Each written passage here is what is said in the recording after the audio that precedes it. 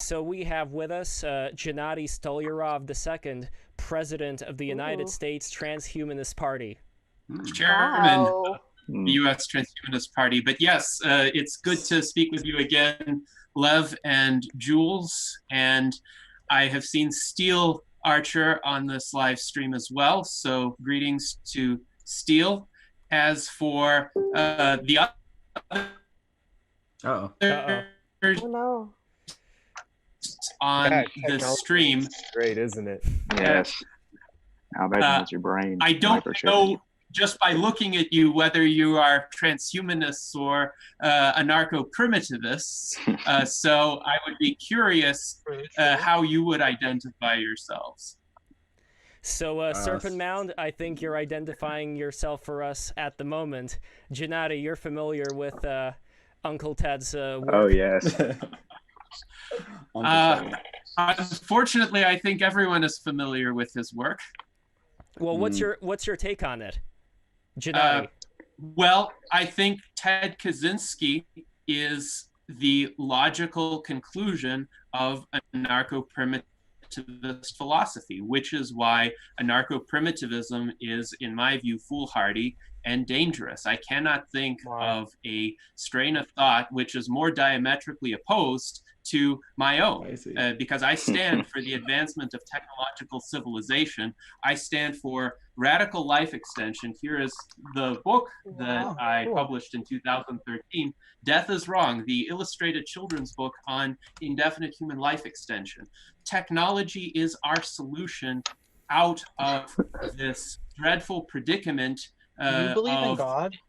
No, I do not. I'm an atheist. Get that out of the way. So, yes, I'm an atheist, neo-enlightenment, rationalist, transhumanist. And you're laughing at this. Laughter is a coping mechanism for things that make you uncomfortable, but I'm not sure how necessary it is right now. Mm-hmm.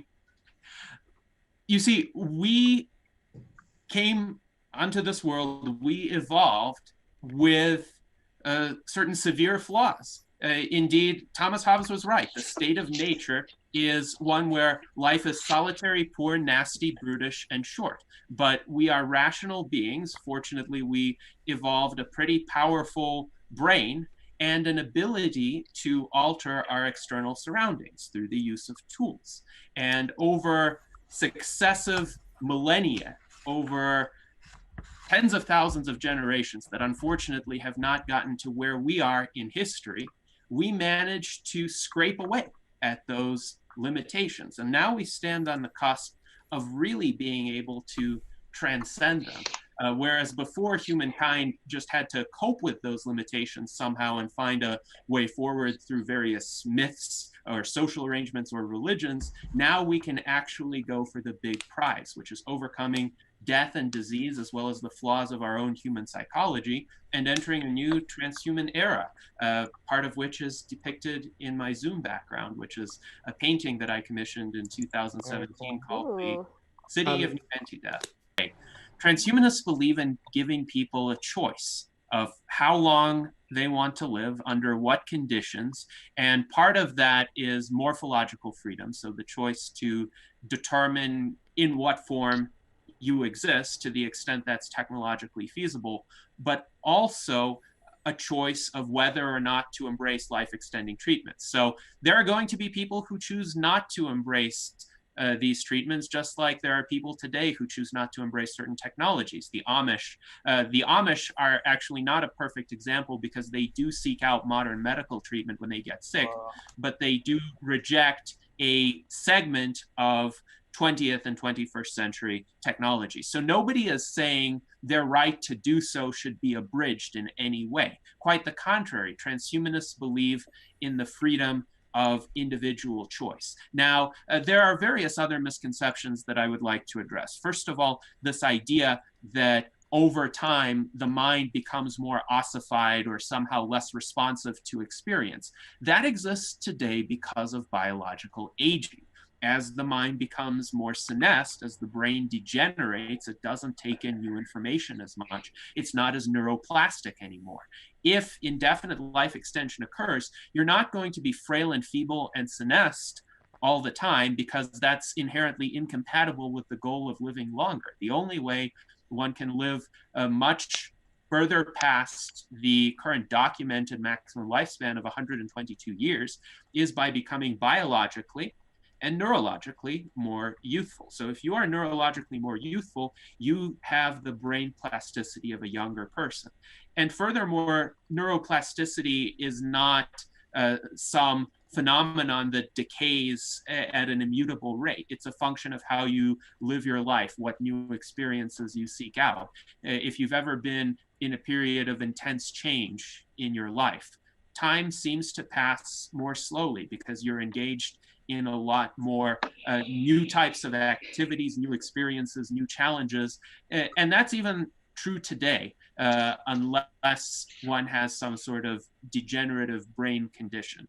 So I don't see how living an indefinite amount of time, if one pursues a life rich with experiences and one remains biologically youthful, would be in some manner a trap or stagnation. And people will have innumerable choices over how to spend that time. Even right now, if you think of all the literature that has been published and all of the new literature that gets published every day, thousands of books, and let's say you're a speed reader and you read one book per day, every day that passes, there will be more material that you haven't read than you have read. And that's just one domain of human experience. Imagine a world where space colonization is possible, or fully immersive virtual reality, and you get to choose which realms of experience to navigate. You'll never run out of things to do. And if you're not satisfied with some aspect of your life, you will be able to reconfigure it in a manner that will suit you to a greater extent. So why is this desirable? Why is this desirable? Why is this desirable? Why is this something that we should desire? Why do you think that death is bad? Why do you don't think have to. You don't have to want that. You don't have to. Right? You don't But it have seems to. like this guy does want it. I do want it, and I recommend he wants it. But I'm not going to force you.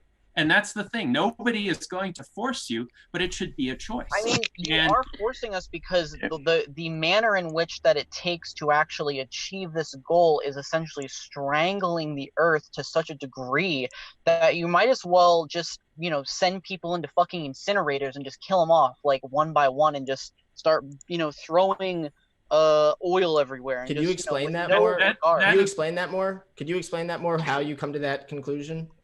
Because the end game of this is having billions, trillions of people and just fucking over the earth. You're talking about a one world government scenario? Yeah. That's so what the end what game about a of this is. localist? What if it wasn't a one world government scenario? What if instead, so Yuval Noah Harari says he sees the future as either all the nations are competing strongholds or we have a new one world government.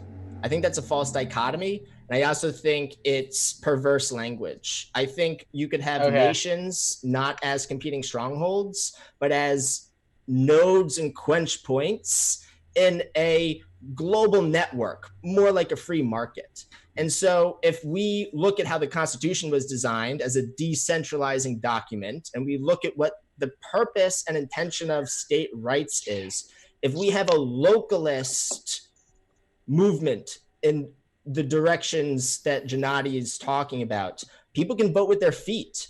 Like people might leave California and go to Texas. People might, go where these things are not as popular. But the problem, I agree with you that there's this problem of federalization, and you could like pin it on Alexander Hamilton, right? Who basically was one of the biggest advocates of federalization. But Jules, there's another problem here. We need to break this centralizing force, like Ted Kaczynski says. But what Ted Kaczynski centralizing force conceive of exactly are decentralizing technologies. How are you going to achieve a transhumanist goal without centralization? How is California Free State going to be fucking mining asteroids or having a colony on Mars without people just nuking each other? No, you get rid of... We need decentralization to approach toward the transhumanist goal. In fact, the decentralization is the best bet. Right. It's the old people like getting their... You really think that people are just going to... like Rockefeller, who want to do the big tax unilateral move, right? I think it's the nihilists, like when Bill Gates says he's for the estate tax, I don't think that's a morality thing. I think that's a nihilism thing, because certain people where you are on the totem pole means you get to control the coin purses of government. Cell phones. Think about cell phones, people. In late 1980s, these huge, bulky bricks of cell phones used to be status symbols for multimillionaires, and only the very rich. They give you radiation, and then they spy on you.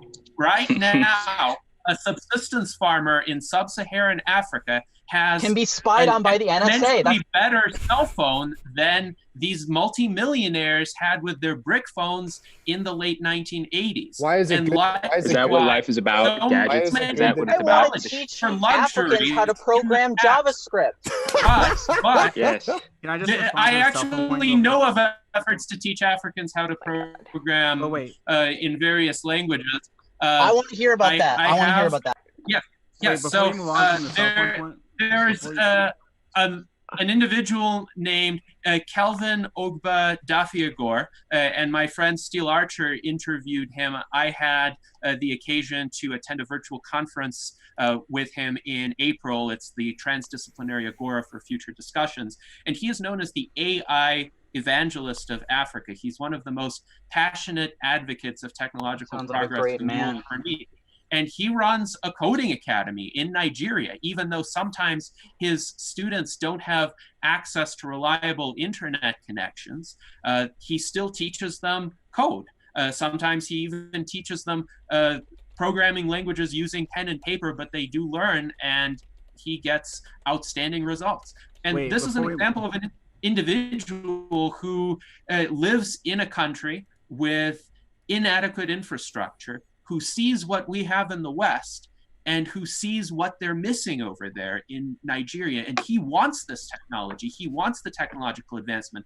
The people who are living in societies that are closer to the anarcho-primitivist ideal are realizing how destructive and how damaging and how they full are. of suffering. Andamanese Islanders are living in the Sentinelese Islands, and they're fine. There are uncontacted Amazonian tribes that are living just fine. I don't know what's the point. Before we move on from do these people want cell phones? Do these people want to be subsistence farmers? Like, what do you think these people want to go ride spaceships and fucking mine asteroids? What's the end game? Why is this something that we want? If they had the opportunity not to die of some horrid tropical infection, they had the opportunity, and they killed the guy that put. Because they're supersticious and they believe the guy who so they're dumb natives. They're just dumb. One at a time. Hold on. But here's the problem: the people who are alive today will likely be alive to see this extension technology. So, it doesn't matter. Wait. By the way, guys. Let me point this out. I think this is really important. We are wealthier right now than John D. Rockefeller was, and we are wealthier right now than Steve Jobs was. Lest you think I'm talking about based on anything. No. I'm not based talking on about how convenient our lives are. We are wealthier than John D. Rockefeller and Steve Jobs because we are alive and they are dead.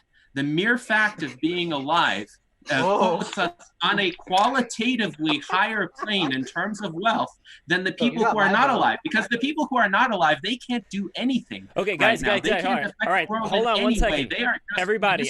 Well, I have to disagree with a little bit here. I don't think that people who died can't do anything because they contribute a lot to history, and if we don't study history, we're doomed to repeat it. So we have a lot of lessons to learn from people who have died. I think just because they're dead doesn't mean that them as a lesson and their lifestyle ends right there. I think that's an unfair statement to make because of the fact of, we need history. We need that. Each iteration of technology brings about lesser and lesser problems. We go from the state of By what metric? On the barest edge of survival to a situation where people are afraid of getting cancer in their 70s because of pesticides. Are happier than people who don't have anything to do. People who don't have anything to do are boring people. This goes back to the old adage. That's not what I'm saying. I'm saying Andamanese Islanders and Amazonian tribesmen, they're happy. They're very happy. No, they're not. They don't want. What does that mean? No, they're They're not happy. How do you quantify that? They're not happy because they don't have porn. They don't have gamble. They don't shoot themselves in the head. They don't kill themselves. They're very happy. Neither do most people in the Western world. Just a because they growing don't amount, do a themselves growing doesn't amount. mean they're not engaged in a life or death struggle all the time, and they don't Yes, they die are. of some horrific diseases in their teens or 20s. There have been stories of anthropologists visiting some of these remote tribes, say in the Amazon, who have never come into contact with Western technology, and they form some relations with the natives. They think, oh, these are good people, essentially. They're an interesting culture. Let me come back and visit in a few years. And they come back and visit in a few years, and virtually everyone they had met during their prior trip are now dead. So much for their happiness and contentment when they die within a few years. But why does death mean they're not happy? I mean, I don't know. I guess really, you said before, I guess you called me a realist, right? Or what did you ascribe to me that I'm I don't know, whoever. I said you got pessimism, optimism, and reckless optimism. And what did you classify me as? Because I think you name dropped me. I'm just trying he to said see if you were right. He said you thought I think that you saw was... Gennady as a reckless optimist. I didn't put you in any. I guess it's not okay. It's not about optimism or pessimism. I think really the issue is that people focus much too much on either the past or the future, and we're living in these like two simultaneous dichotomies of people, and that's what this whole show is about. It's about people living in the past. They want to return to the past, and people who look at the past and it's traumatizing, so they want to go to the future. And I think that both of these mentalities are unhealthy. They're spiritually vacant to some degree. And when I say spiritually vacant, I'm not using the Merriam-Webster definition of spiritual. I don't think I have to define what spirituality means. If you know what I mean, you know what I mean. I'm not going to explain like spirituality. But no, just I believe in God. I guess you could say I believe. I don't know what the host's name is, but his idea of that all of consciousness and life springs from like one fountain and well. I think that is definitely what I believe to some degree. I would consider a lot of my beliefs like Taoist. And when it goes back to Neolithic age and like how people live, I think one of the fundamental, I said like a weird thing there. I think one of the fundamental ways that humans, and just not even humans, animals live is by it's a give and take. Everyone gives and everyone takes. The tiger can prey on gazelle because of the ecosystem that exists there. And when man conquered fire and when man conquered Neolithic, techniques, I think that it took humanity out of balance, and we're seeing the balance of that. This whole shift in the past 10,000 years is that balance. There was a study done, it was published by, I think, Harvard or Princeton. They found out that from looking at bones and DNA and everything, since the human genome was sequenced in 2014, they did all of the like how much the human genome is changing. And anatomically modern humans arguably have existed for 200 to 500,000 years. And in the past 10,000 years, we've seen more genetic diversity, mutations, changes than ever. And you can say this is a good thing or a bad thing. I don't have an argument there. I don't believe in this like dichotomy of good or bad. I just think that we at a point in humanity, and when you look at islanders, when you look at natives, when you look at people who are living in harmony with nature even 200 years ago, they were much happier. They had, their teeth were better. They didn't have all these problems of modernity. I don't think that, the internet's bad necessarily. I don't think all these things of technology are bad necessarily. I think you can have some sort of obviously realism about them, and you can live in them without going the Ted Kaczynski route and blowing shit up, or going, just going and living in the woods. You don't have to go the Thoreau route. But if you want to, you can mitigate some sort of, you can mitigate your life to take all of these toxins out of them. And I think we as a society, and it's never going to happen, and that's the thing, is that this whole conversation is pointless. It doesn't mean anything, because whatever happens is going to happen, and there's no point in focusing on it. All we know in our life is what we can experience ourselves in our conscious mind.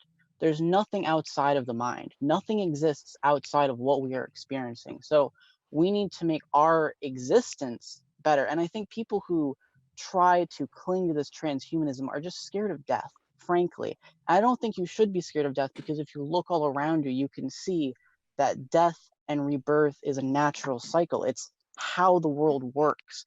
You cannot have good without bad. If good and bad really do exist, they're just the same thing. You can't have all of these dualistic concepts without them being conjoined into one. That's, you know, what Taoism is, the concept of the oneness. And I think that this whole argument, just people, you know, what people need to do is just live their lives, mitigate the horribleness of modernity. You know, like drink raw milk. Don't drink pasteurized milk because it's bad for you. Don't use plastic for everything because it's hormone disruptors.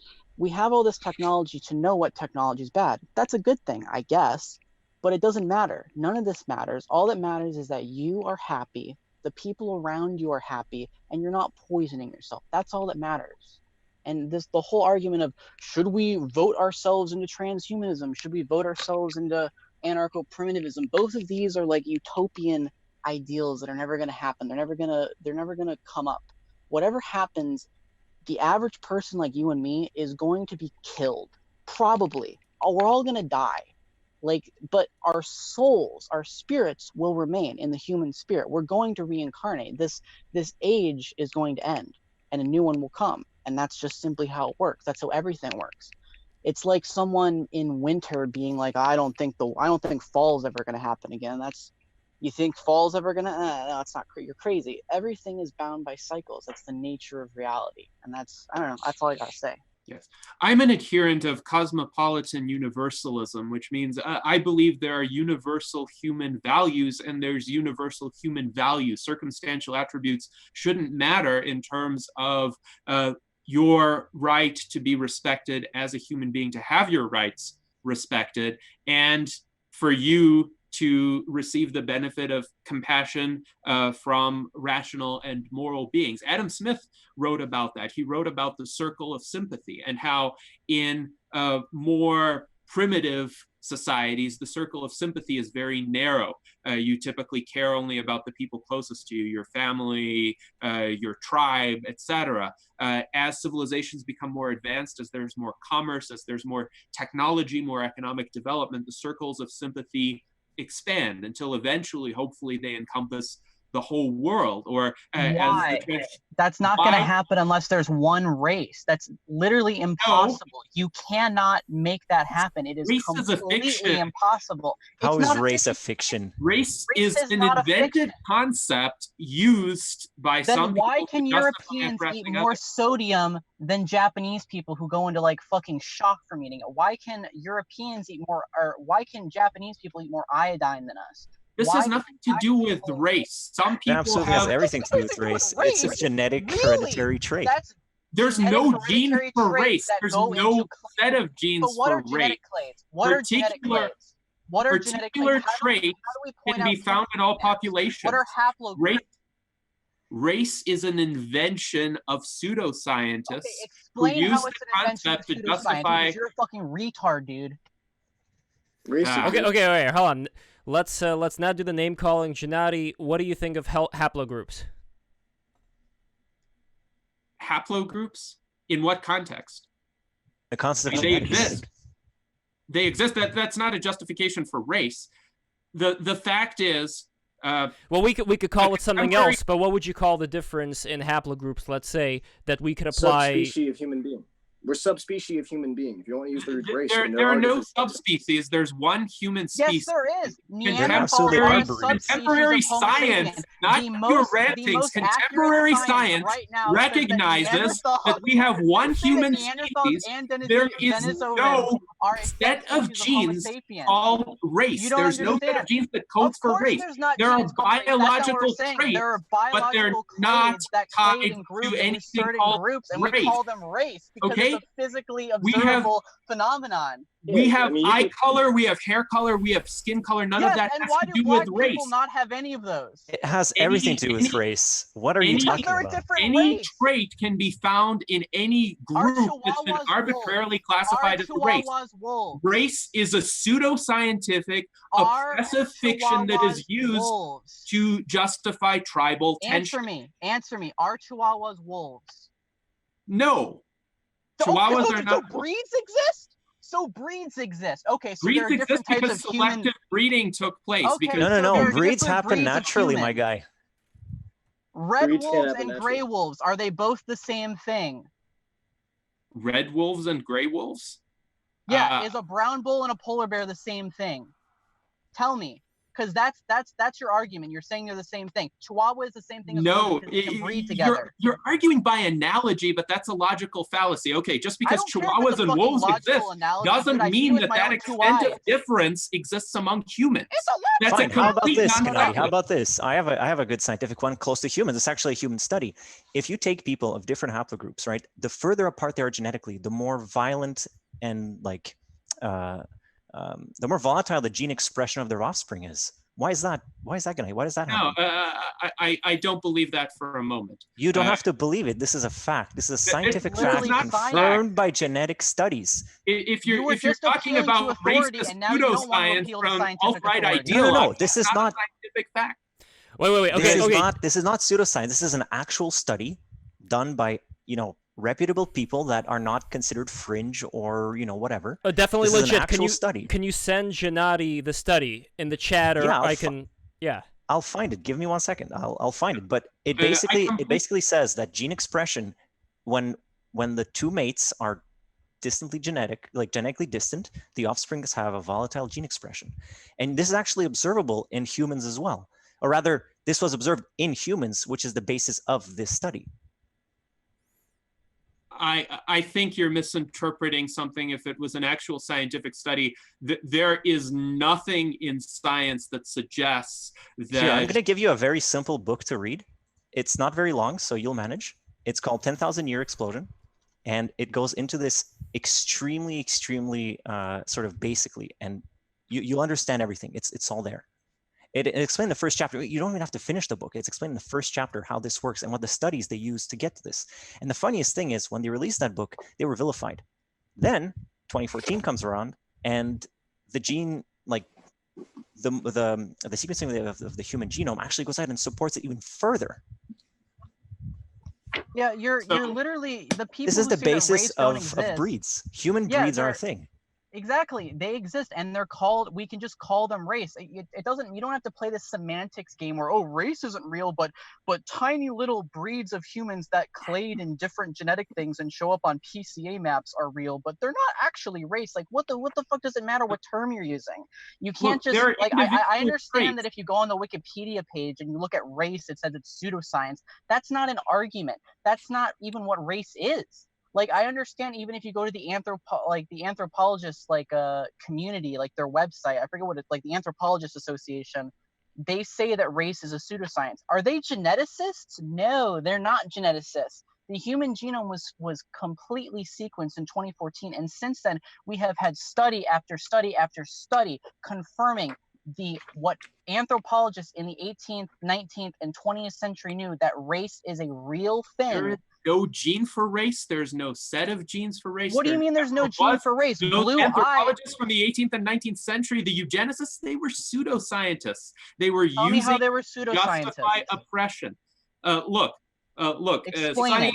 Sonny, you and I are never going to see eye to eye. Explain it. I don't care if we're not going to see eye to eye. I just want to humiliate you, retard. Being a fascist. You confess to being a fascist. I'm a national So you and I are socialist. never going to agree to this. I am a national I am going socialist. to insist that all human beings have value and worth as individuals. And the concept of race is intentionally meant to segment people into Chihuahuas tribes and wolves warring are the factions same thing. to divide them. A pit bull is the same thing as a Chihuahua. Pit That bulls has are violent nothing because to of do how with it. It has everything to do We're with it. talking about humans, not pit bulls or chihuahuas. Are humans any different from other animals? Yes, we are different. We have rational faculties.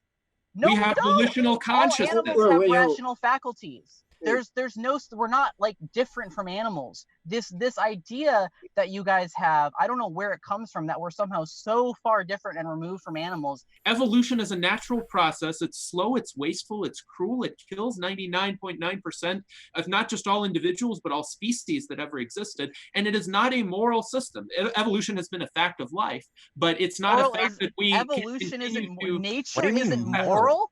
What do you mean moral? What is this? No, evolution is not isn't moral.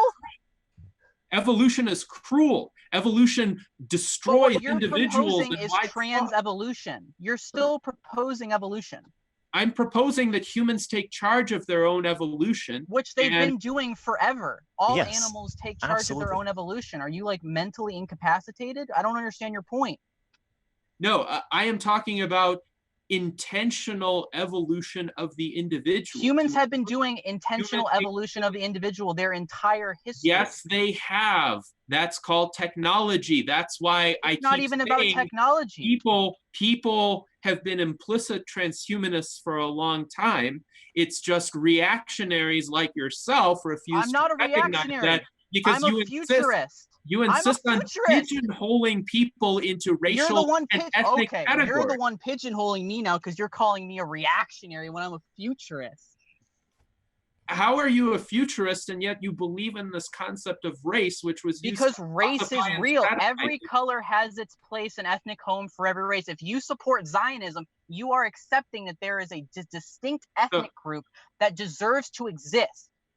And that they are fundamentally different. Jews are a separate race. Every single race in the entire world. I don't consider myself a Zionist. I just said you supported it before. No, no. I just said there's nothing nefarious about Zionism.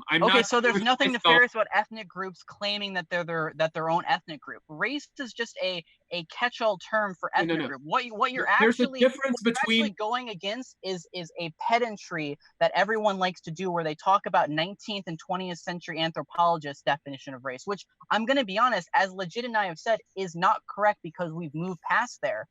Like no one's arguing these like definitions of race. We're arguing what 2014 plus research says, that there are unique, distinct genetic clades that exist that show distinct phenotypes and have distinct personality traits that are distinctly and genetically inheritable. And they're certainly not associated with personality traits. Look, you have yes, dark they are. hair The Big in Five every is inheritable. All of the Big Five group. traits are inheritable. You have albino Africans. You have dark hair in every single ethnic. Race has nothing to do with skin color. You have every single trait in every single so-called An racial albino group. and a white person are two very different things, and to say that this is like equivalent is extremely it's juvenile. Uneducated. Your understanding of race is like the most juvenile thing. No, my understanding like of race is exactly correct because race doesn't exist. It's a pseudo concept, and because your idea of race that you think doesn't exist isn't real. And how about we use the word ethnicity? Do you believe in ethnicity? No, ethnicity is a pseudo concept too. I believe that culture exists. Lost me, bud. Language exists, culture exists, history exists, religions exist. But genes Those are don't. consciously adopted systems. Genes don't exist. Genes exist, but they have nothing to do with the Why do they clade? Are Neanderthals humans? Since we could breed with them, what's Neanderthals so different? were different species. Yes, Why? Neanderthals, Explain, and they died because out. actually current research shows that they're actually more similar to us, and they actually group them. If you actually paid attention to anthropological studies, which I'm sure you don't, but if you actually did, you'd know that it's one of the most accepted things now that both Denisovan and Neanderthals are considered to be a subspecies of Homo sapien, including Homo sapiens sapiens, which we are today. There was some interbreeding between Homo sapiens. That's and not the argument. Some interbreeding. There was a lot. You're of arguing shit that people were writing about in 2004. You're like a boomer. Actually, go and read what's been happening since 2014, because the field of ethnogenetics and ethnoanthropology is one of the most booming sciences in the world. China, Russia, and America are all doing studies on this. It's the most like gigantic field of scientific research ever. For the entire field of anthropology, and we're learning so much about the inheritability of traits, why people have different phenotypes, how they relate to their environments, and how they've even evolved in their environments to be uniquely suited to them. Every single ethnicity is different and racially different, and they evolve to their unique biomes. Ethnicity.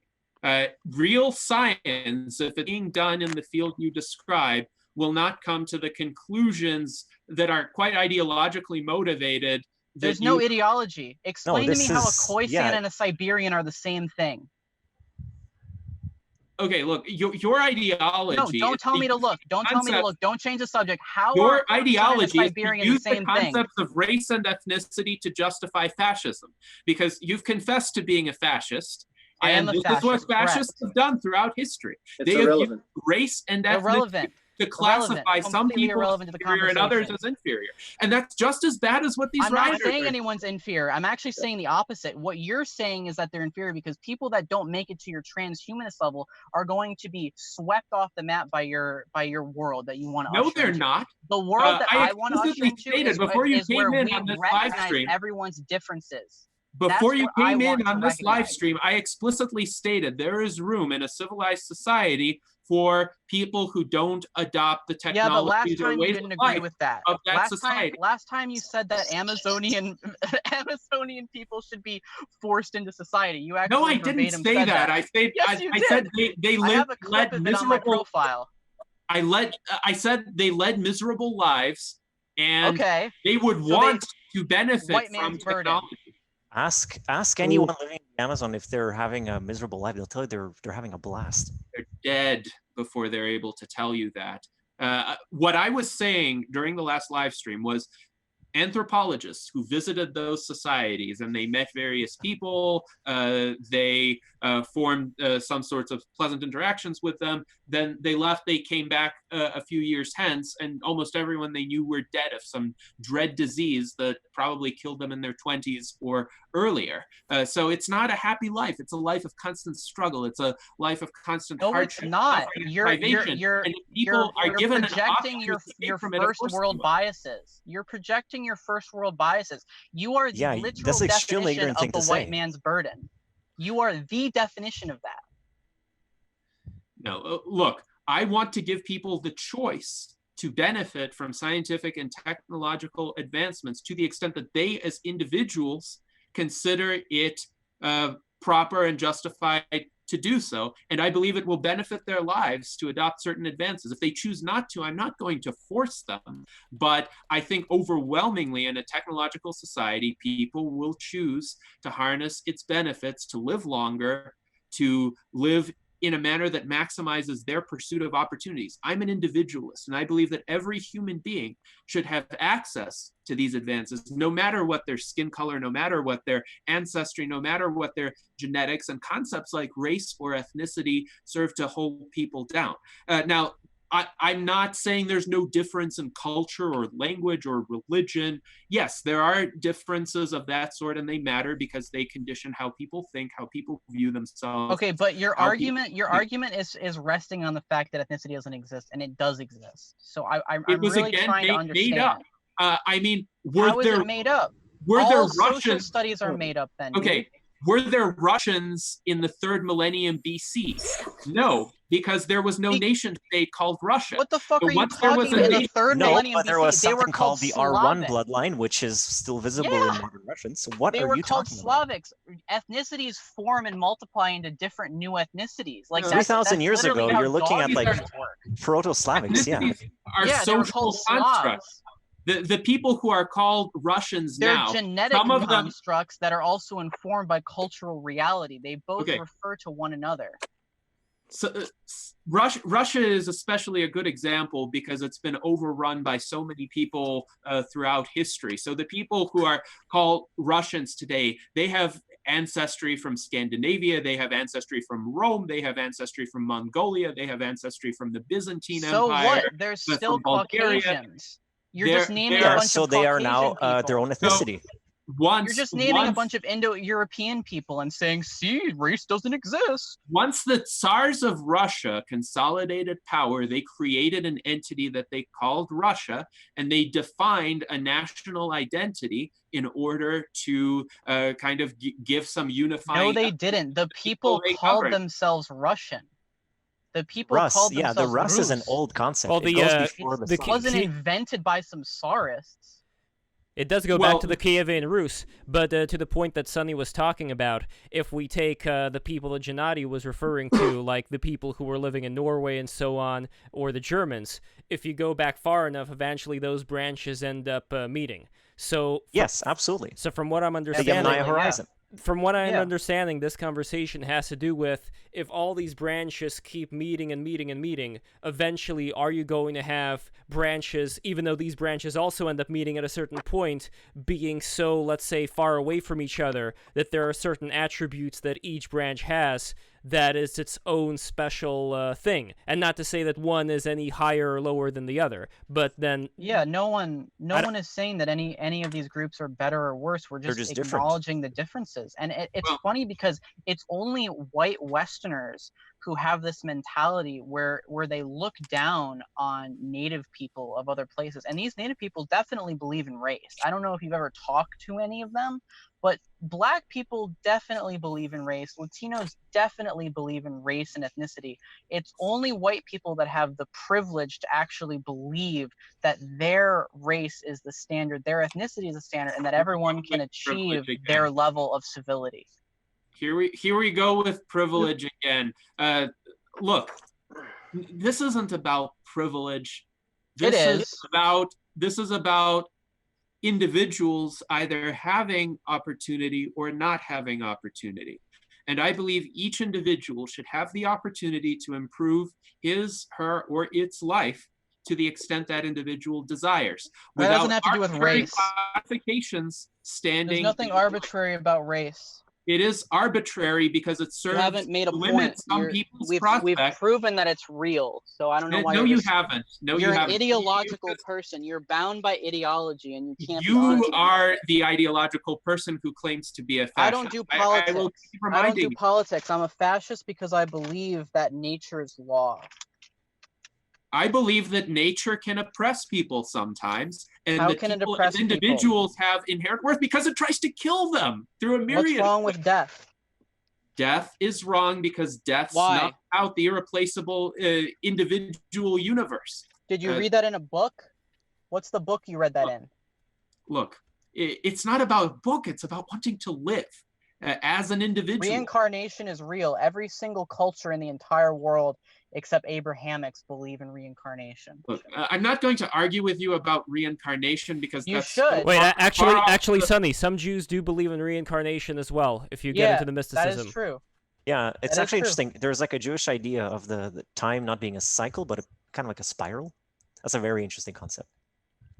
Yes. But the other thing that I would add, Sonny, real quick, is there is that whole concept of all these different lokas, Krishna Loka, and so on and so forth. There may be, even though there may be other battles to be wielded in those realms, what I don't like about where we're currently living is that we've still encountered, other than, let's say, wars where people test their might and brawn, there are wars where old ladies get massacred and bloodied up, you know, even though they wouldn't have anything to do with that war. So that, personally, is not the kind of war that I would be in favor for as far as natural law goes. But that's just my take on it. And that is the nature of tribal warfare. That is the nature of tribal warfare, Lev. It's absolutely brutal. It led to exterminations of entire populations, including women and children. Steven Pinker writes about this in his book, The Better Angels of Our Nature. Tell us about the book.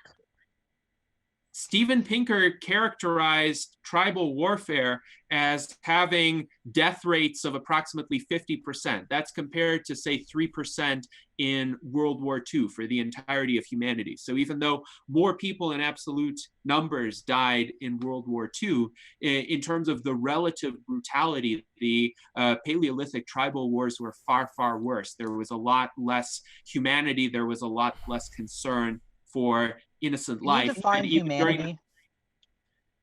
Humanity, as I'm using it in the humanistic sense, is the conviction that the life of each individual human is worthy of respect, some sort of recognition, even in an extraordinary state like the state of war where certain normal rules are suspended. Why do only Westerners believe this? So this was historically because Western civilizations tended to arrive at the Age of Enlightenment first, and before that... What's different about white people? This has nothing to do with being white. It has to do...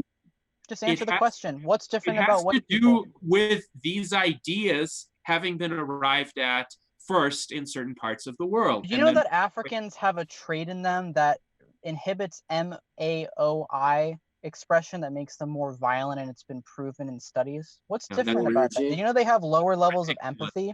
That's ridiculous.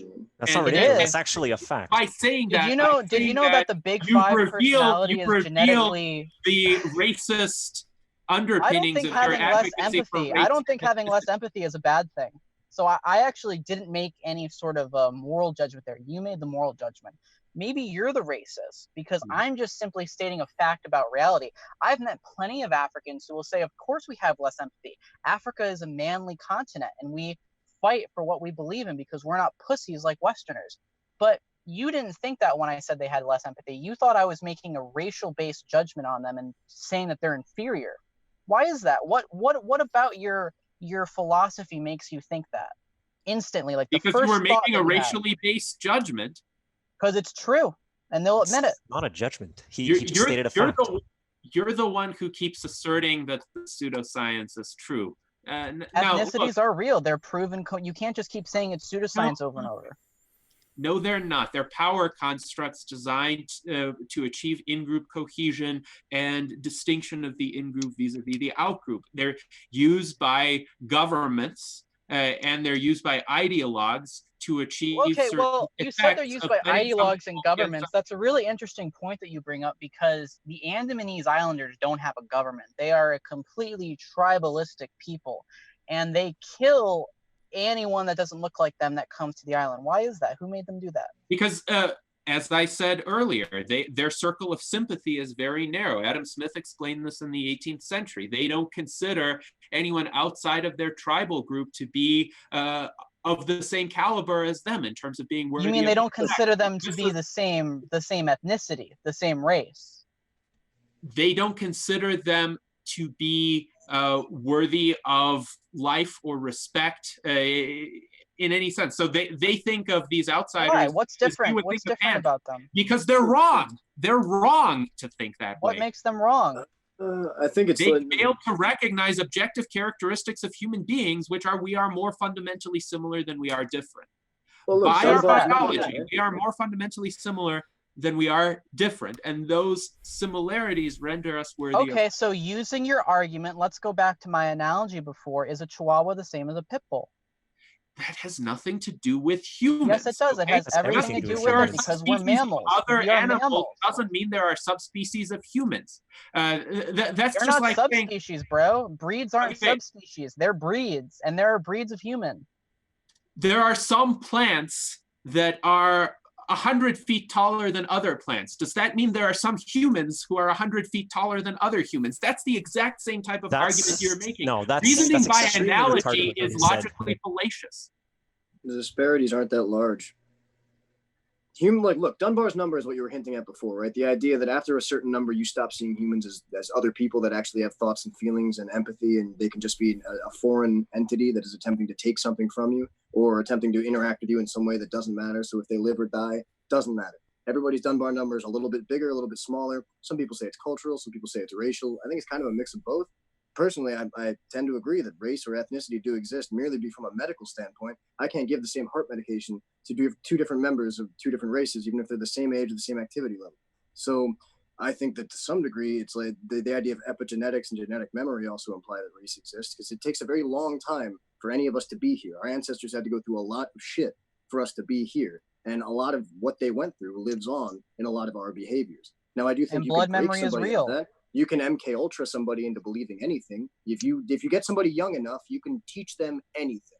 But there will always be some tendency, some layover, like epigenetics, like alcoholism. If you never give someone who has an alcoholism gene alcohol, they'll just like sugar a lot and never understand why. If you have a chair in your house with a fucked up leg, you won't know till you throw your weight down on that chair. Epigenetically, you can be isolated in a sterile environment, so you never stimulate those responses and you never know that it's in you. But much like the warrior gene concept that was just being discussed, there will be implementation or options and situations in which to implement that gene in any given situation. And to some people, it'll just be getting gas, and to someone else, it'll be a situation to employ fight or flight. Now, you can say that you can, like I said, you can install that through trauma. I can download that software into your head if you're young enough and I fuck you up. You can be like, okay, well, now a fucked up kid's going to be a fucked up person. I mean, look at Germany. They've been doing that for 30 years. You can fuck up a local population deliberately. The government can come into a dissonant, take their kid away, give it to a pedophile. They've now ruined that genetic line forever, right? This has just came out. This has been happening for a minute. It's like the idea that you can target a population and disturb the youth to break the culture. Eventually it lashes back. Rome figured that out with the pagans. It lashes back eventually. You look at Istanbul and Constantinople becoming a whole different turn later on, but Constantine, look at who his father was and look at who he was. You can look at genetic line and how people behave, and you can say that, okay, they might agree to your face, they might agree with ideologically, they might agree with you spiritually, they might agree in every capacity down the line, but pattern recognition in the human brain will kick in. Your Dunbar's number will detonate. You will at some point feel a twinge that you might even not even be able to identify. It makes you feel uncomfortable. And some people will say it's racial, some people will say it's cultural. I happen to think it has to do more with the complicated creation of the human being, everything pheromonal, hormonal, senses aspects of people we're not even aware we smell. Like when you walk in a room and you know a fight just went down in that room, you can tell there's a bad energy, it's a bad vibe. Maybe you're picking up some sort of a mentalist trick from the human communication and body language. Maybe you heard something on some subconscious level and you're unaware when you walk into the room, you already heard the argument, like a channel and a TV on you're barely listening to. Maybe it's something else. The point is there are aspects of how people behave with each other, regarding each other with suspicion, etc., where just like a baby can see a snake and start crying and freak out and see something that doesn't look like a snake moving in the same pattern and doesn't freak out, just like certain children, certain babies and infants will freak out seeing a spider and some other ones don't. That happens to actually fall mostly along racial lines, not just where they've experienced whatever, not just where they were born. You can do it in isolate. They've done the experiments in isolate. You can try to take out every other factor. If you put two infants of different skin colors together, they're not They've done this study. They've literally done this study, and they literally don't trust each other. They've literally done this study, and they literally have precognizant biases. No, I'm Gennady, not. you have access to Google. Just pop open Google and look at it. It's all there. And show you the studies.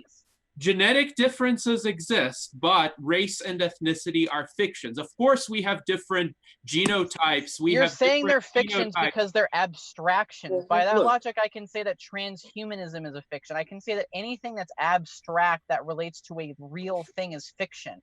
Anything that looks at something from a top-down perspective, in your opinion, seems to be fiction. So abstract concepts Some don't worldviews and concepts are true, whereas others are false. That's just a basic fact. So you're denying the genetic reality of race. For instance, forget the gravity is a true concept, while say thermodynamics, an abstract concept, however, is not, right? Quantum mechanics, however, is not real. Would you say that? So quantum mechanics is a mathematical model for it's describing an abstract the behavior concept relating to a gigantic field. You seem to think that abstract concepts that have like children, like ideological children or literal children, like they don't exist. That's what you're saying. You're saying some of them are true and others are false. Wolves are real. Wolves aren't real. I think we've gotten far afield from the original discussion, which was about monuments being destroyed and the causes of these riots. But there is something disturbing about the recent conversation that I would like to point out. And that is the mobs that are destroying these statues are going to point to these race-based sentiments that have been expressed, and they're going to say, see, this is why we need to rise up against systemic racism, because the people who are objecting, they have to be that's literally true. Black and white people can't really exist in the same society. No, I totally disagree with you. I completely reject what you're saying here. You and I are never going to agree. Do you think that Malcolm X was a bad man, or Elijah Muhammad? So you're cherry picking. What about Martin Luther King? What about Booker T. Washington? What about George Washington Carver? Don't care. Their house. Uncle Tom. Okay, I can bring Martin. I can bring an example of Alexander Pushkin, who was responsible for the Russian language as we know it today. His grandfather was this African kid who was brought to the Tsar Alexander the Great as a present, he raised him up as like his own son. He gave him like a position of general, and he was really successful. Like, he was a smart dude. And Pushkin always talked about how he had like this passion within him, and he was aware that he was like made up of like different sides. And that is a very interesting thing for me to think about, where it doesn't matter that, you know, he was like one side or another side. He was able to bring Russia up to a very high standard of literature that from that time forward was emulated. And I think that he did a great thing for Russia, regardless of whatever admixture he happened to be. But at the same time, to maybe the point that you guys were talking about, he was also aware that he was part this and part that. Well, that's actually it's pretty interesting that you bring this up, because it goes back to the how subclades that are far apart, how they interact when they're bred together. He was undoubtedly a genius. He was very good at what he did. He was very talented. Why was he talented? Because his gene expression was very volatile, but in the good sense. When I say volatile, it doesn't mean bad. It means good or bad. Now, his grandfather or whoever, or maybe it was his father. It's hard to say. It was probably his grandfather, because he was the distant one. His grandfather was brought in, and he must have had, really good genes, and then he was bred with some, high gene woman, and that's where that comes from. And this is actually something that is supported by science.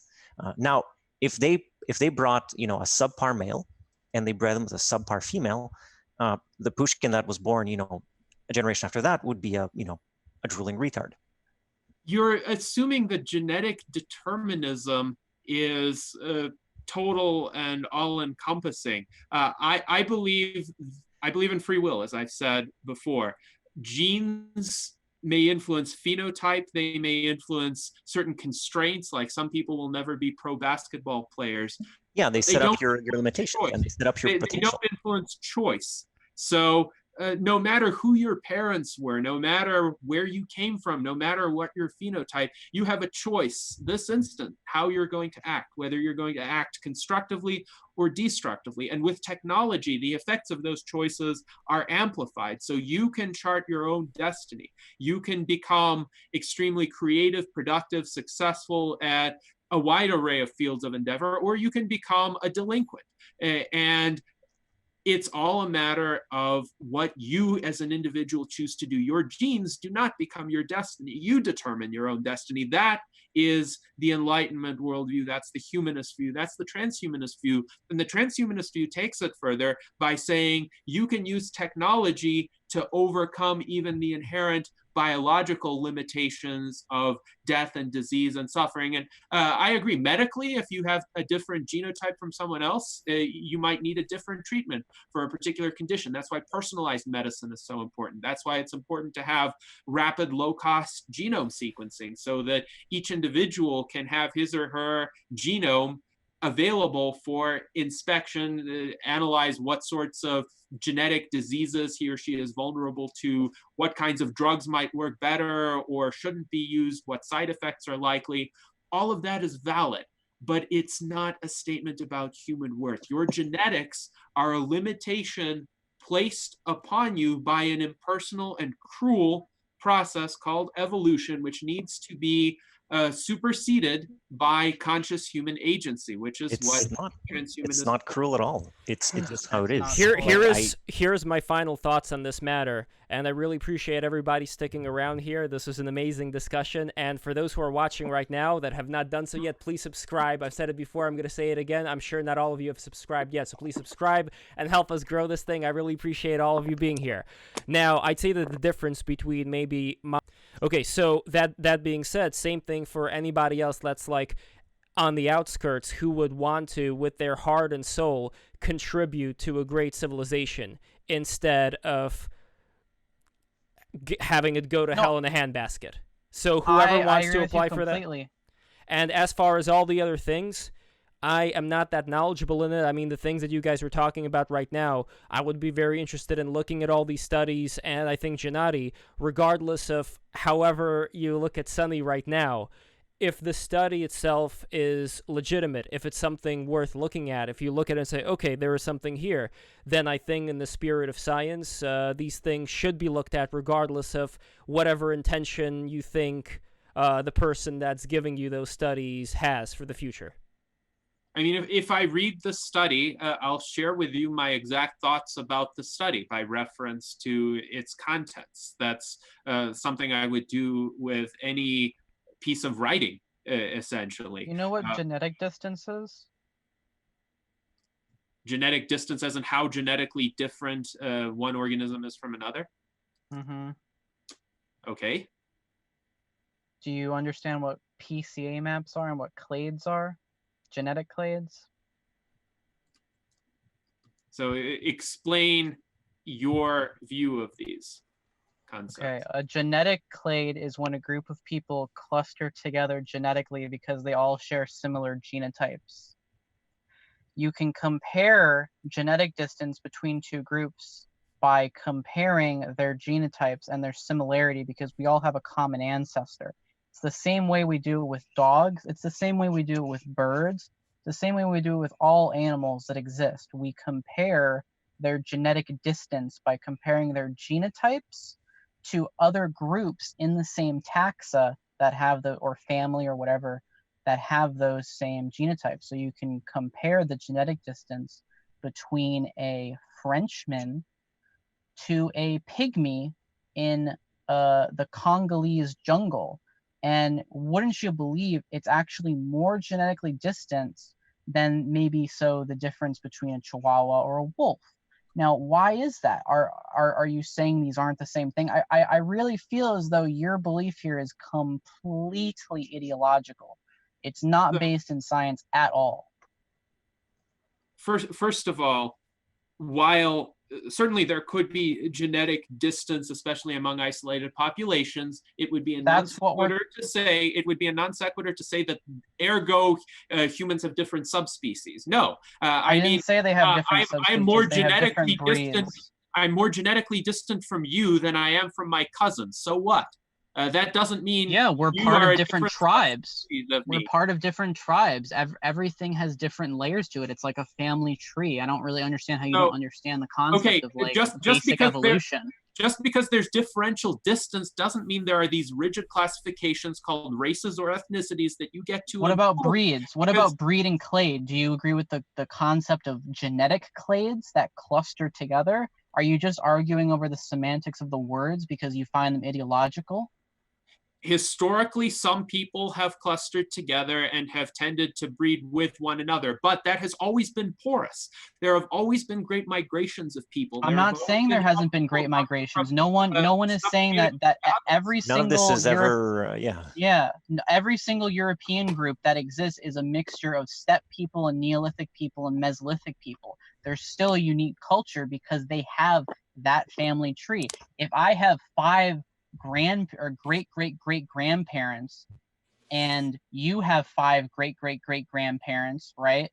And someone in Africa does, that doesn't negate the fact that we're still part of different tribes. Like what you're saying is that tribes don't exist, and I think tribes exist, but they're distinguished more by culture than by genetics. What exactly is the etymology of tribe and ethnos? Can you explain to me the etymology of those two words? You want me to explain to me the etymology? Yeah, explain to me the etymology of tribe and ethnos, and explain to me how they're different. Because I'm saying ethnicity is real, you're saying tribes are real. They're the same etymology. They mean the same thing. I think we may be using tribe in a different sense. I'm using the etymology in the sense of a group of people who feel a common identity as an in-group, as not about feeling an out-group. No, if I feel like an Andamese Islander, I'm not going to become one. They'll kill me. Right now, we have tribes on social media that feel in-group cohesion and out-group hostility. We have tribes in physical space as well. We have tribes tearing down statues. We have tribes expressing racist sentiments. We have Republican. And if those groups decided to procreate with one another and stayed within their group, they would form an ethnicity. That's how ethnicities are formed. That's how dog breeds are formed. Dog breeds are formed by crossing two distinct breeds with one another. Your argument that race isn't real because people mix is like the most nonsensical, like fourth grader mentality. I don't even understand where this comes from. Like, oh, race is mixed. Classifications of race are very recent. They tended to originate around the 15th, 16th centuries, generally to justify the enslavement of some people by other people. But prior to that, no, their ancient texts speak of, and we could tell that this person was from here because he looked as such. And like, this is, but this is not the words tribe, ethnos, and genus come from? What do you mean anecdotal?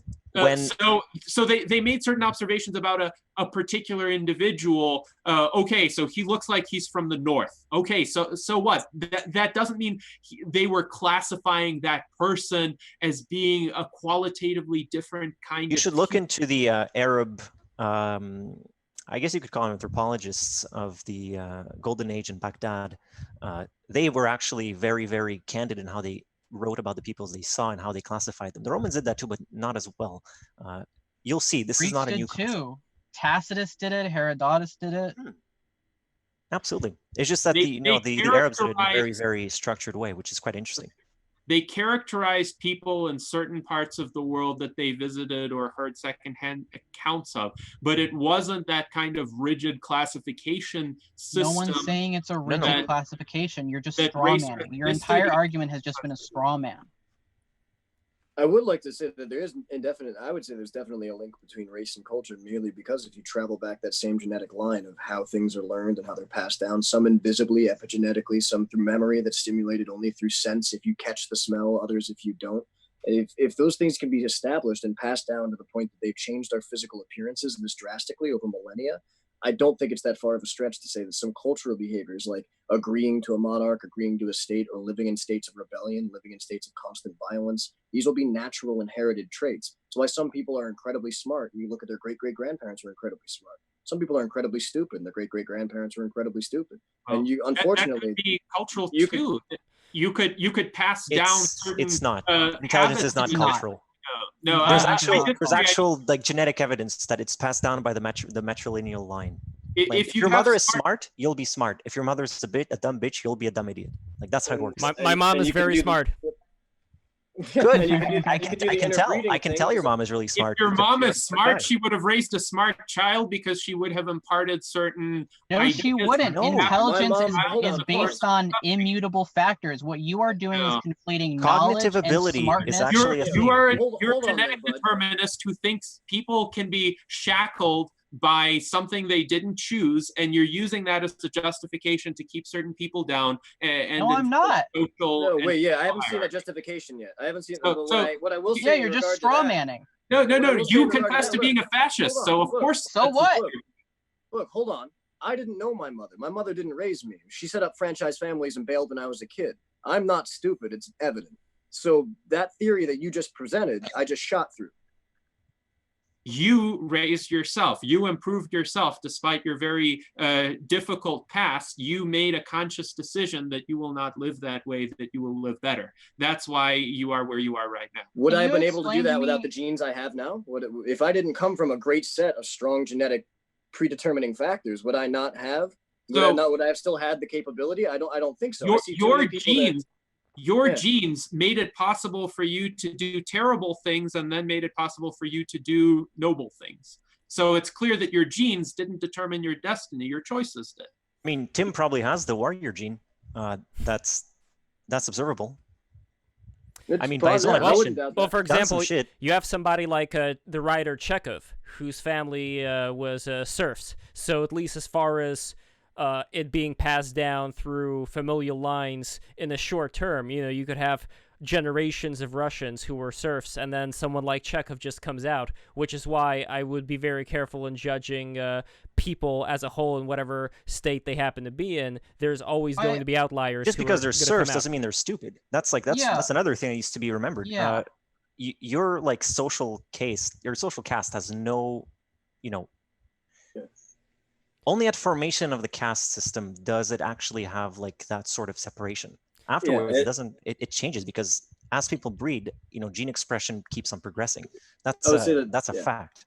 that's one of the big differences between the United States and India when people talk about privilege and culture and class. If you're in a caste system in India, you cannot marry outside of that. You cannot be employed outside of that. You have a position now you will play in life. And if you attempt to step outside of it, you'll be treated very, very poorly or hostilely at the very least by those not just within yours, but within those outside of your caste that see you trying to overreach.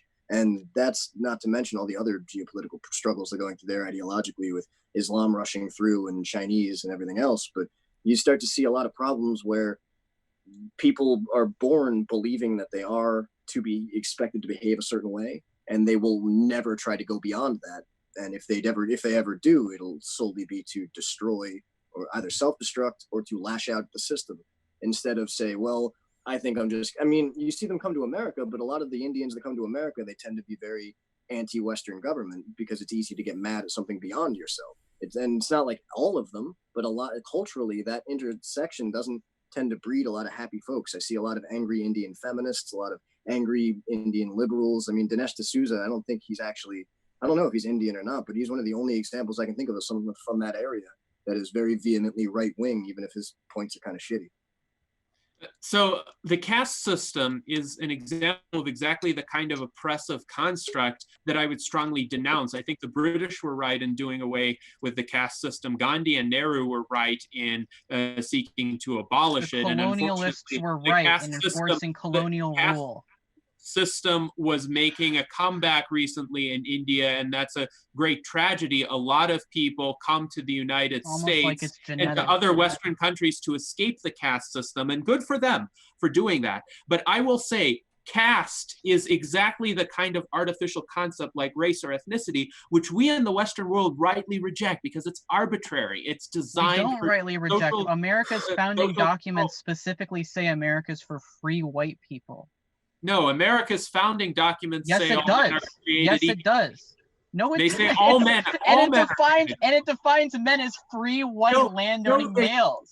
The Immigration Act of 1778 or whatever literally defines that as white men. That's not the Declaration of Independence. That's not the U.S. It's not the Declaration of Independence. It was just signed by everyone who signed the Declaration of Independence in Congress 2 years after the Declaration of Independence was signed. Like, what is your argument here? Yeah, you're an immigrant. You are a fucking immigrant to Anglo-American country. You cannot tell me, as Anglo-American, what my I have more knowledge of this country than you. Go back. I have much more knowledge of this country than you. And I have earned my place in this country through my own efforts, you fascists. You fascist totalitarian fool! How dare you tell me that I don't belong in this country? Go back. How dare you? No! Because your views are antithetical. You have no right to tell me that. I have earned my place in this country. You haven't earned anything, dude. You're not Anglo. Get out. Go out of the country. If your views don't align with our country, you are the exact reason. You are the exact reason why people are rioting in the street. Leave the country if you don't like it so much. If you don't like how this country is, leave. Get out. Go somewhere else. Go back to Belarus. Okay, hold on. I had to mute everybody right now. Everybody, please calm down. I did not want things to get so heated up. I know that you guys are disagreeing on a lot of these things. Like I said before, I am for immigration of people that want to contribute to this culture, to the civilization, and I consider Gennady to be somebody who does want to contribute a lot in his own way. And I have nothing but love for you, Gennady. I think that your heart is in the right place, and you want to help people. You want to help people as far as, live longer, cure various diseases. I think that is extremely important, and I want to thank you for being on the show and giving us the time. I also want to consider that regardless of whatever heat was thrown this way, I think we all know that Sunny likes to get a rise out of people. It's very obvious. I don't think that if given the chance, Sunny would, press a button and deport you. You know what I mean? No, I wouldn't. Yeah. This started out as a conversation about statues being torn down, about the recent riots. And I think initially it was a very productive discussion, especially with some of the people who are no longer here, for instance, Duff and Gio. We had a good conversation on that. I do think, however, that it's important to take a nuanced view of things. And the problem is that in contemporary American society, perspectives are becoming increasingly polarized, and they're becoming increasingly toxic as a result. So there are people who want to tear everything down and tear down statues and condemn anyone for being racist if they don't agree with that person's particular ideology, and I think that's wrong. But on the other hand, I believe racism is real. It does exist. We've observed it on this very show, and we've observed it in a manner that made me lose my temper for the first time in 9 years. I have not had this kind of reaction to anybody since 2011. I remember the last time I had this kind of outburst. I'm not the kind of person who would do that. But the comments made by Sunny, I have to call them out. In my view, were outrageous. They were outrageous, and they were the symbol. They were the very embodiment of the reason why so many people believe there's systemic racism in this country. Because there are a lot of people, whether they were born here or not, who believe that no matter what they do, no matter how they behave, no matter how much they try to improve their lives, no matter how much they try to fit in or understand this country or study its history or pass the citizenship tests or accumulate wealth or accumulate property, all of which I've done, somebody will still tell them, no, you don't belong here. And that is completely unacceptable. That is the kind of mentality that needs to be stamped out of our society. And I'm being less heated now. I'm being even tempered, but I want to say in no uncertain terms, that is the kind of mentality that needs to be stamped out of this society. And this is where I agree with the protesters. And I do agree with the protesters on a lot of other things too. I agree that Black Lives Matter. I don't necessarily agree with specific organizations that say that. I agree that Black people are deserving of the same respect as all other human beings. And the reason why I am so passionately anti-racist and why I believe that race and ethnicity are artificial constructs is I know what happens when they're treated as anything but artificial constructs, and we've seen it here. We've heard it here. And this is what we need to evolve beyond as a society. The transhumanist vision shows us a better way. That's how I'll end my remarks. Then to turn into like internet blood sports, I think there may be a generational difference as far as Sunny is very young. I'm not sure how young Sunny is, but Sunny, I think, is of a generation who is used to saying very extreme things to people who, I'll be honest, may as well be on a different planet when it comes to that kind of dialogue. It's a very specific thing, which I think counters what Sunny and I agreed on before. And you remember this, Gennady, that for people who want to contribute to society and want to elevate it up, like, by all means, that's the open door that I say again, I completely agree with. And Sunny agreed with me when we were talking about that. So I think it's very important that we differentiate heat of the moment things that I think are kind of like a combination of the chat, just general dynamics that are going on here, which result in this kind of like bloodlust of wanting to attack each other.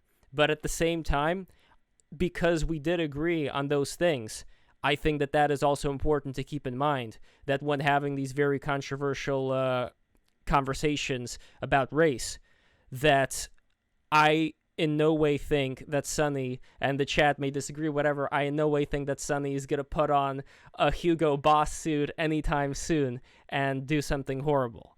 Which is why, again, Sunny and I agree on that open door policy, like Sunny said himself. And if we keep that in mind, what you say as far as I'm an immigrant, I came here, I want to make this a better country, I think that fully applies. And we should all just put the rage aside and just say that, yeah, let's work together to make this a better world in our own ways, but also be as open as possible to any kind of criticism, be able to take every single thing that you have ever learned in your entire life, take all the sacred cows and be prepared to throw them out the window. And I'd say that for everybody as far as how we're learning. So Gennady, again, thank you so much. And let's go back to Sunny, and that'll be the last word. And thank you, everybody. Please subscribe if you haven't yet. Hit the bell. Hey, so I think that every color on the rainbow has its place, an ethnic home for every race. Sort of my MO here. And I look to the great people such as Elijah Muhammad and Malcolm X, who believe that they want self-autonomy and self-sovereignty. And if they truly believe that, which I think they do, and I think there are a lot of people like the Hotep movement who also believe this, I think it should be recognized, and I think it should be supported. I think that our America's treatment of Native Americans has been horrendous. I think that like reservations should definitely have a lot more sovereignty than they already do, and they should probably be supported in living their actual ancestral lifestyle than just being given, you know, cell phones and booze and told to run casinos. But that also means that if I support this, I have to support the same thing for European ethnicity groups. And I do. I think that America was founded by a specific stock of Anglo-Saxon men and women. And I think that our founding documents very clearly reflect this. And I think that as America has become a global empire, and we've become, and everyone speaks English, and everyone has the, I don't know if it's audacity, but the audacity to speak in English and to tell people, especially Americans, Anglo-Americans, what our country was founded on and other stuff like that. I think that it's very egregious, and I think that it's something that you wouldn't do if you were in any other country. The only reason you do it in America is because you're fed all these lies about what America is. People will constantly reference the Statue of Liberty quote, which was written in, I think, the early 1900s by an ethnic Jew who immigrated here. And that's just not true to what our founding documents and what our founding fathers wanted. I am the supporter of sort of the Irania situation where, and, you know, even Amish, you know, they might let people in sometimes that aren't white, but it's like, you know, 1 in a million. And I support that. I think that's their entire right. And I don't know, I'm an ethno-nationalist, and I support every tribe, every race's, you know, decision to ethnically separate and choose their own destiny. That's it. You don't get to define what America means. I'm sorry. Yes, I do, because I'm an Anglo-American. Get out of my country. Get out of my country. Okay. Israel has a really good policy. You can go to Israel. Look, you're the reason why these riots are happening. Go back to Pretty Israel. sure it's cops or pigs. That's the problem. Yeah, you're the reason why these riots are happening. No, I'm not. It's fucking cops. It's the American government. It's the evil, satanic American government. Racists and ethno-nationalists like you. Ethno-nationalists are the one tearing down statues, bro. Black Lives Matter is funded by Black Panthers and Hoteps. They're literally Black nationalists. You are delusional. These are not like multiculturalists who are singing Kumbaya. They attack white people on the basis and premise of being white, because they specifically, one of their goals that this movement is proposing is Black schools, Black police departments, Black banks. They want to return to like the Tulsa, Oklahoma, Black Wall Street, and I think that's perfectly okay. Right they're now, advocating legitimately. They are advocating for their own segregation right now, and yes, they are. I know that that's upsetting for some people to hear, but it's a reality that has to be acknowledged. Because if you continue to ignore them saying this, they will keep saying, "Why is our voice being ignored?" And that's what they're legitimately saying. So you can meet them ideologically, you can discuss why it's a stupid idea or a good idea, but you cannot pretend that's not what they're asking for. So exactly. They've been saying it for 4 years. If we're talking about freedom of association, that is a deeper discussion, I think, to have. There's an interesting book called The Age of Entitlement that I recommend everybody check out, where basically it talks about how we're operating under two different constitutional systems at the same time. But one way that I could tie this together is to say that we have urban centers where people from all over the world have gathered, and I want to elevate those urban centers up to a high level. And we've had other civilizations where there have been a mix of people while at the same time sharing in a certain dominant civilization. And that is something that I am in support for, like I keep saying over and over and over again. As far as people who want to separate from that, like the Amish or something like that, like, I don't know. Like I'm not gonna stop the Amish from doing what the Amish are doing. Neither do I think Gennady would stop the Amish or Tim would stop the Amish. So in that sense, I'm not going to be able to stop people from interacting with whoever they like. I personally want to interact with a whole bunch of different people here in New York City, while at the same time I want to live out in the countryside too, surrounded by very little people and just forests and squirrels and raccoons. I saw a bobcat 2 days ago. Oh man, in my backyard. That is amazing. Yeah, because I want that country life, man. Like I like being in the city for the sushi. Like I keep saying, I love sushi. But I love the countryside as far as just being connected to nature, grounding myself. I feel like if I'm going to go into the countryside, that's when my Kundalini is really going to go into high gear. Just yesterday, by the way, I know this is kind of a different subject, but just yesterday, I went to New Jersey for a short time. I was grounding on the soil. And yesterday, I had 4 consecutive ultra-realistic dreams in a row. One of these dreams was this Asian dude named Dr. Tom, who had this forbidden document, like this computer program, sort of like Temple OS, where it showed like a list. It's actually funny that I'm just remembering this right now because it's connected to what we're talking about here.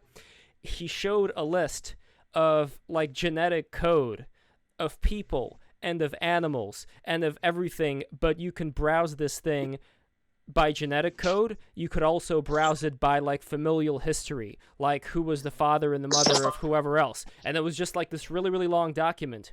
But this Asian dude, he was sent to prison because he killed somebody. And it was this really scrawny looking Asian dude who had like 100 teeth. He looked really, really strange, and he had this weird looking button nose. And anyway, Dr. Tom, his name was, and I was trying to give people this information because it was like really important. Like it's kind of like the code to whatever it is that's going on here. But people didn't want to listen. People just, I couldn't find that on the internet anymore. I tried writing it down, but you know how hard it is to write something on, when you have a lucid dream. So that was the first dream. Second dream, I had 2 tigers, but I forgot about their existence. So I don't know what that's all about. And then the final dream, I don't remember the third dream right now, but the final dream, I was sitting down, meditating. No, I was laying down in my bed. So it was like half dream, half awake. And I was seeing all kinds of weird shit. I was seeing letters come in. Like, they look like German letters in a way, like floating German letters. And the more this stuff kept appearing, the stronger I felt the psychic force in my forehead. It was almost painful in a way. And I felt the kundalini in the back going on when that was happening. But that's just an aside. It has very little to do with what we've been discussing. But the only reason why I would mention it is I think that these are reminders that we have the potential for a lot of very interesting things within our own body. But that's a whole other discussion. I think we're going to save that for the tantric sex discussion that we're going to have later on. Sonny, I hope you can make it on the 28th. Metaphysical Megan. I'll compile a bunch of stuff on the dangerous effects of like anal sex and stuff. I'm on like reverse kundalini because I think that's really important because it's something that gets brought up a lot, and I think it's. I don't want to end this on a bad note. I know that Gennady, this has been a very tumultuous experience, but I hope again, like regardless of whatever Sonny was telling you, I don't think Sonny wants to, eradicate you in any way. I think there's just been a lot of tension here, but we're all going to make our lives and the lives of our family and the lives of our loved ones as good as it could possibly be at this time. Yeah, that's the only thing that I could ask. And I appreciate all that you've done to host this discussion, Lev. I always enjoy talking to you, and it was an interesting conversation with most of the others in this forum, including in the instances where I disagreed. But don't put me on a stream with Sonny again. This is just a request. There are some people. There are some Why people not? For whom rational debate is not a possibility. There are some people who resort to define rational. I'm not going to go into that with you, Sonny. Arguing with you is just beneath me at this point. Just let's adhere to that going forward, and I think we'll be fine. I think let's go our separate ways, Sonny, as you've asserted the desire to do. That's so tragic. Tragic. I thought you believed in multiculturalism. No, you know what? I think it's kind of tragic too. I don't think this is the end. I know, Gennady, what you're saying. I think that there is a way that we can make it work. Because look, we only know what we know as we grew to this level in this life form. I think we're ships passing by right now, but we're going to meet again. We're all amazing humans, at least the people who are here with me on this stream. I really appreciate every one of you talking here, and I really hope that we can all learn something new and shape ourselves. So